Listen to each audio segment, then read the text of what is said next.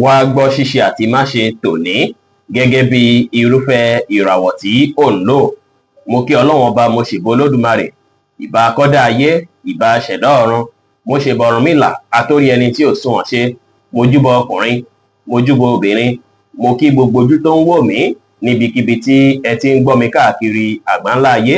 Èyí ni ìwádìí ojoojúmọ́ fún gbogbo ìràwọ̀ pátá àti ṣíṣe àti máṣe fún gbogbo ìràwọ̀ pátá ti tòní, tí ń ṣe ọjọ́ Friday, August 1 ọdún 2025 tá wà nú ẹ̀ yìí. Ẹ̀yin tẹ́ ń wò mí pátá, ẹ dákun ẹ dábọ̀ ẹ bá ń share fídíò yìí kó kárí ilé kó kárí oko, kó lè jẹ́ ìwúlò àti àǹfààní fún ọ̀pọ̀lọpọ̀ ènìyàn. Kí ẹ sì má gbàgbé láti follow, kí ẹ sì subscribe, kí ẹ lè pẹ̀ láwọn tá máa jàǹfààní onírúurú fídíò tá à ń fi léde lójoojúmọ́ fún ìdàgbàsókè ìjọmọ ènìyàn. Ẹ̀yin tẹ́ ti fẹ́ ṣèwádìí onírúurú láǹfààní láti kàn sí wa ní WhatsApp 09033897161. Mo wá ń fi àkókò yìí kí gbogbo wa pátá káàbọ̀ sínú oṣù tuntun August. Oṣù ayọ̀, oṣù ìdùnnú, oṣù gbégbé, oṣù ìfọ̀kànbalẹ̀ ló máa jẹ́ fún gbogbo wa láṣẹ Èdùmàrè. Ẹ̀yin tẹ́ ń lò ràwọ̀ náà tó kanran yan Harris, ẹ̀yin tàbí láàrin March 21 sí April 20, àlàáfíà àti ìrọ̀rùn lẹ máa fi lọ́jọ́ tòní o, tó sì jẹ́ pé gbogbo nǹkan máa lọ bó ṣe yẹ kó lọ fún yín. Tẹ́ bá lè gbájúmọ́ṣẹ́, ẹ gbájúmọ́ àwọn nǹkan tó ṣe kókó fún yín láti gbájúmọ́. Bẹ́ẹ̀ sì ni kí ẹ rí dájú pé ṣàwọn kan tá mú kí inú yín dùn káyọ̀ yín kún. Ẹ tẹpá mọ́ṣẹ́ kẹ́ sì fọgbọ́n àtòyí tọ́lọ́ fún yín ṣe ohunkóhun lé ní pẹ̀lú. Ẹ gbọ́dọ̀ wáṣọ sky blue rárá o, látàrí pé kọ́lọ̀ sky blue jẹ́ kọ́lọ̀ tí ó dára rárá fún yín láti wọ̀ láṣọ lónìí. Ṣùgbọ́n ẹ lè wọ kọ́lọ̀ aṣọ tó pé èyíkéyìí, kò sí wàhálà. Aago 3 ní ọ̀sán sí aago 4 ní ọ̀sán jẹ́ àkókò èyí tó dára jù fún yín láti fi ṣe ohun tó ṣe kókó tó ṣe pàtàkì jù nínú ìgbésí ayé yín ní ọjọ́ tòní. Ẹ̀yin tẹ́ ń lò ràwọ̀ erùpẹ̀ alámọ̀ Taurus, ẹ̀yin tàbí láàrin April 21 sí May 20, ẹ ronú jinlẹ̀ nípa àwọn nǹkan tí ẹ ti ń gbà lérò látọjọ́ pípẹ́ pé ẹ fẹ́ ṣe nínú ìgbésí ayé yín. Èní wá dára kẹbẹ̀ sí gbé ìgbésẹ̀ lé lórí, látàrí pé owó ìgbésẹ̀ tẹ́ bá gbé lọ́jọ́ tòní á padà bí ire fún yín lọ́jọ́ iwájú. Kí ẹ ní ìrètí pé gbogbo nǹkan máa dáa, kí ẹ ní ìgbàgbọ́ ní kíkún nínú ara yín, kí ẹ wà positive, kẹ́ ṣe dáadáa sáwọn èèyàn lénìí. Green jẹ́ kọ́lọ̀ tó dára jù fún yín láti wọ̀ láṣọ lónìí. Aago 3 ní ọ̀sán sí aago 5 ní ìrọ̀lẹ́ ní àkókò èyí tó dára jù fún yín láti fi ṣe ohun tó ṣe kókó tó ṣe pàtàkì jù nínú ìgbésí ayé yín ní ọjọ́ tòní.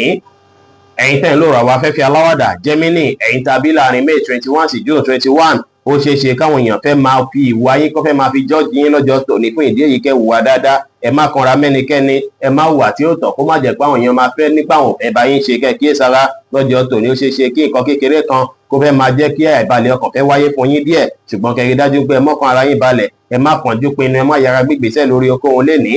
Ẹ free mind yín, kẹ́ ṣe dáadáa sáwọn èèyàn, kí ẹ ní ìrẹ̀lẹ̀, kí ẹ sì pọ́n tẹ́wé tàgbàlé pẹ̀lú.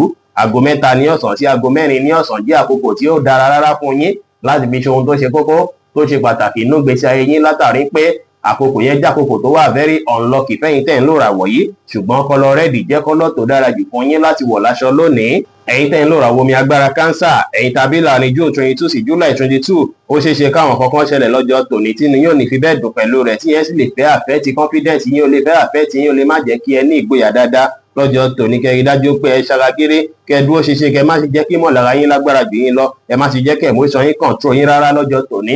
Kẹsì kíyèsára pẹ̀lú àwọn ènìyàn kan tó ṣe é kọ́ lè fẹ́ ṣì yín lọ́nà lórí nǹkan kan tí ẹ bá ń ṣe lọ́jọ́ tòní, látàrí advantage tọ̀dọ̀ tí wọ́n. Kẹ́ kíyèsára, kẹ́ wá mọ̀ dájú pé ohun tó ń sọ sí yín lọ́kàn gangan ìyẹn gangan ló lè tọ́ yín sọ́nà dáadáa. Àwọn ohun tó ń sọ sí yín lọ́kàn ni kí ẹ tẹ́tí gbọ́ lọ́jọ́ tòní. Ẹ rẹra yín ńlẹ̀, ẹ mọ́kàn balẹ̀, kí ẹ sì wá àkókò láti fi ṣe prayer lénìí pẹ̀lú. Aago 2 ní ọ̀sán sí aago 4 kọjá 30 ìṣẹ́jú ní ìrọ̀lẹ́ ní àkókò èyí tó dára jù fún yín láti fi ṣe ohun tó ṣe kókó tó ṣe pàtàkì jù nínú ìgbésí ayé yín lónìí, tí kọ́lọ̀ pink sì jẹ́ kọ́lọ̀ èyí tó dára jù fún yín láti wọ̀ láṣọ ní ọjọ́ tòní. Ẹ̀yin tẹ́ ń lò ràwọ̀ iná tó gbóná riri Leo, ẹ̀yin tàbí láàrin July 23 sí August 22, lẹ́ni ẹ máa túbọ̀ máa káàánú èèyàn sí dáadáa, tó sì jẹ́ pé ìkáàánú àti ṣíṣe dáadáa sáwọn èèyàn yìí á jẹ́ kí inú yín dùn, káyọ̀ yín kún, á sì jẹ́ kọ́kàn yín tó balẹ̀ pẹ̀sẹ̀. Tẹ́nìyàn bá sọ fún yín pé lágbájá wá ràn mí lọ́wọ́ lọ́jọ́ tòní, tàbí tó bá pè yín síbì kan bẹ́ẹ̀ wá contribute sí nǹkan tá à ń ṣe yìí, ẹ láǹfààní láti ṣe bẹ́ẹ̀, kò sí wàhálà. Ẹ wá tẹpá mọ́ṣẹ́ lénìí, ẹ ní ìrẹ̀lẹ̀, kẹ́ ṣe nǹkan yín létòlétò, kẹ́ sì ṣe dáadáa sáwọn èèyàn lénìí. Gbogbo dáadáa tẹ bá ṣe pátá ló máa lérè lọ́jọ́ iwájú. Aago 4 ní ìrọ̀lẹ́ sí aago 6 ní ìrọ̀lẹ́ wá jẹ́ àkókò tí ó dára rárá fún yín láti fi ṣe ohun tó ṣe kókó tó ṣe pàtàkì jù nínú ìgbésí ayé yín lónìí. Ṣùgbọ́n kọ́lọ̀ yẹ́lò jẹ́ kọ́lọ̀ èyí tó dára jù fún yín láti wọ̀ láṣọ ní ọjọ́ tòní. Ẹ̀yin tẹ́ ń lò ràwọ̀ erùpẹ̀ funfun Virgo, ẹ̀yin tàbí láàrin August 23 sí September 23, ẹ rí dájú pé ẹ compose ara yín, kí ẹ fọpọlọ pípé hùwà, kí ẹ má wulẹ̀ kanra mẹ́nikẹ́ni lọ́jọ́ tòní, kẹ́ má bínú àbíjù tó bó ṣeé ṣe kí nǹkan kéékèèké máa fẹ́ kẹ́ máa bínú tàbí kẹ́kọ̀ọ́ dédé fẹ́ máa bínú lójijì lọ́jọ́ tòní.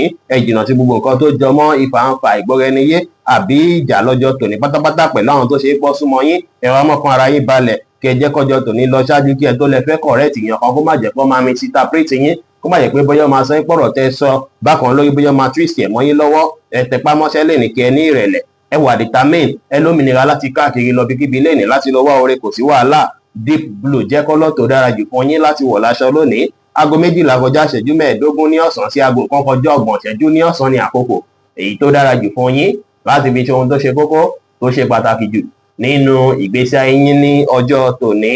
Ẹ̀yin tẹ́ ń lòrò àwọn afẹ́fẹ́ má rí mi fín Libra, ẹ̀yin tàbí láàrin September 24 sí October 23, móòdù yín máa dàbí ìgbà pé máa serious díẹ̀ lọ́jọ́ tòní, tó jẹ́ pé ẹ̀ní wulẹ̀ ṣe òyìnbóyè kẹpẹtẹ nípa kan kí nǹkan ìgboyà àti ìgbàgbọ́ tẹ nínú ara yín ó tún lè lékè nǹkan sí lọ́jọ́ tòní, tí yẹn sì máa wọ̀nyí lọ́wọ́ lórí gbogbo nǹkan kíkan tí ẹ bá ń ṣe lọ́wọ́ lákòókò yìí lọ́jọ́ tòní. Kẹ má wá ṣàṣejù lórí okòhun, ẹ má kìrin méjì bọ́ná lẹ́ẹ̀kan ṣoṣo, ẹ má ṣe ju agbára yín lọ, ẹ ní ìrẹ̀lẹ̀ kí ẹ ní ìrètí pé gbogbo kan máa dá, ẹ wà positive kí ẹ sì má ṣe ohun tó lágbára jẹ̀mí lọ lénìí. Bẹ́ẹ̀ sì ni kí ẹ ṣọ́wó náà kí ẹ má nànà àpà. Aago 12 ní ọ̀sán sí aago 1 kọjá 30 ìṣẹ́jú ní ọ̀sán ní àkókò èyí tó dára jù fún yín láti fi ṣe ohun tó ṣe kókó tó ṣe pàtàkì jù nínú ìgbésí ayé yín lónìí, tí kọ́lọ̀ light brown sì jẹ́ kọ́lọ̀ èyí tó dára jù fún yín láti wọ̀ láṣọ ní ọjọ́ tòní.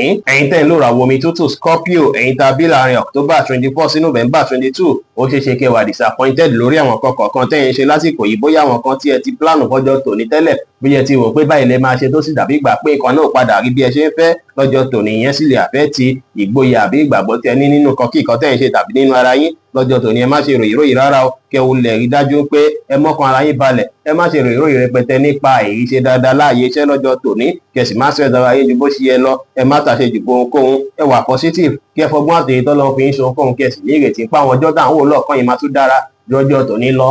Pọ́pù jẹ́ kọ́lọ̀ tó dára jù fún yín láti wọ̀ láṣọ lónìí. Aago 6 kọjá 30 ìṣẹ́jú ní ìrọ̀lẹ́ sí aago 7 kọjá 30 ìṣẹ́jú ní àṣálẹ́ ní àkókò èyí tó dára jù fún yín láti fi ṣe ohun tó ṣe kókó tó ṣe pàtàkì jù nínú ìgbésí ayé yín ní ọjọ́ tòní.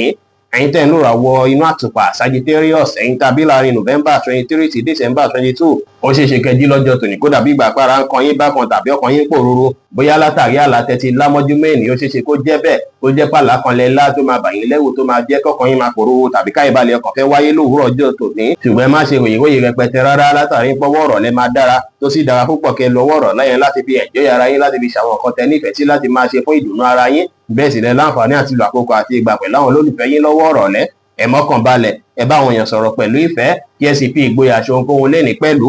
Aago 5 kọjá ìṣẹ́jú 15 ní ìrọ̀lẹ́ sí aago 7 kọjá ìṣẹ́jú 15 ní àṣálẹ́ ní àkókò èyí tó dára jù fún yín láti fi ṣe ohun tó ṣe kókó tó ṣe pàtàkì jù nínú ìgbésí ayé yín lónìí, tí kọ́lọ̀ blue sì jẹ́ kọ́lọ̀ èyí tó dára jù fún yín láti wọ̀ láṣọ ní ọjọ́ tòní.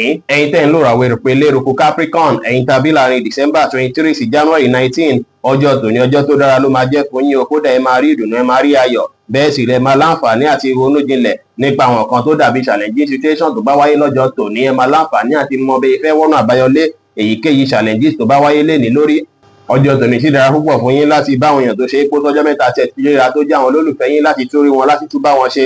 Ẹ gbájúmọ́ ṣẹ́kẹ̀lẹ̀ rere gbámú, ẹ ṣe dáadáa sáwọn èèyàn kẹ́ sì pa àwọn pílánì yín mọ́ láṣìírí kó lè bọ́ sí fún yín. Aago 4 kọjá 30 ìṣẹ́jú ní ìrọ̀lẹ́ sí aago 6 ní ìrọ̀lẹ́ ní àkókò èyí tó dára jù fún yín láti fi ṣe ohun tó ṣe kókó tó ṣe pàtàkì jù nínú ìgbésí ayé yín lónìí, tí kọ́lọ̀ yẹ́lò sì jẹ́ kọ́lọ̀ èyí tó dára jù fún yín láti wọ̀ láṣọ ní ọjọ́ tòní. Ẹ̀yin tẹ́ ń lòrò àwọ̀ afẹ́fẹ́ oníbínú Aquarius, ẹ̀yin tàbí láàrin January 20 sí February 19, ọjọ́ tó dára lọ́jọ́ tòní máa jẹ́ fún yín. Kódà ẹ máa tún lawọ́ dáadáa lọ́jọ́ tòní, ó sì dára kẹ́ ṣe dáadáa sáwọn èèyàn kẹ́ ṣe fáwọn tẹ́ bá nípa láti ṣe fún lọ́jọ́ tòní. Ó sì dára púpọ̀ kẹ́ open up lórí ohunkóhun tí ó bá ń ṣẹlẹ̀, látàrí pé ó máa ràn yín lọ́wọ́ dáadáa lọ́jọ́ tòní. Ó sì ṣeé ṣe kẹ́nìyàn kan wọnú ìgbésí ayé yín lọ́jọ́ tòní, tí yẹn sì lè jọ́kan lára àwọn kan tábí ìdùnnú àtayọ̀ fún yín lọ́jọ́ tòní. Ẹ ní ìrètí gbogbo nǹkan ti dáa, ẹ má kánjú ju bó ṣe yẹ lọ lórí ohunkóhun, ẹ má fọkàn sí gbogbo nǹkan kíkan tí ẹ bá ń retí ní dáadáa kó lè wọlé.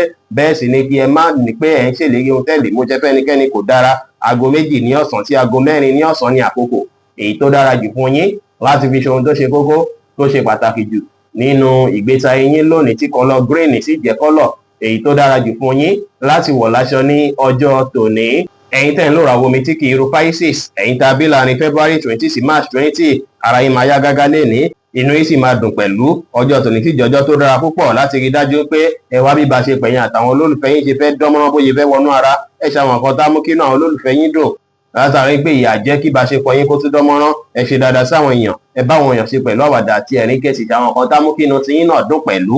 Lavender jẹ́ kọ́lọ̀ tó dára jù fún yín láti wọ̀ láṣọ lónìí. Aago 3:30 ní ọ̀sán sí aago 5 ní ìrọ̀lẹ́ ní àkókò èyí tó dára jù fún yín láti fi ṣe ohun tó ṣe kókó tó ṣe pàtàkì jù nínú ìgbésí ayé yín ní ọjọ́ tòní. Ẹ kú ojú lọ́nà ìwádìí oṣù kẹjọ August tó ń bọ̀ lọ́nà tí a máa fi léde, tí a máa pósì láti òní lọ. Ọlọ́run bá rán wa ṣe lé lórí. Ẹ túbọ̀ máa sọ̀pọ́ọ̀tì wa, ẹ túbọ̀ máa bá wa share, ẹ máa bá wa polówó àwọn nǹkan tí à ń ṣe káàkiri kó lè jẹ́ wúlò fọ́pọ̀lọpọ̀ ènìyàn. Ẹ má gbàgbé pé Ọlọ́run Olódùmarè nìkan lọ́ba tó ní ìmọ̀ jùlọ. Ire gbogbo á jẹ́ tiwa lónìí, lọ́sẹ̀ yìí, lóṣù yìí àti ní gbogbo ọjọ́ ayé wa láṣẹ Ìdùmarè. Ire o.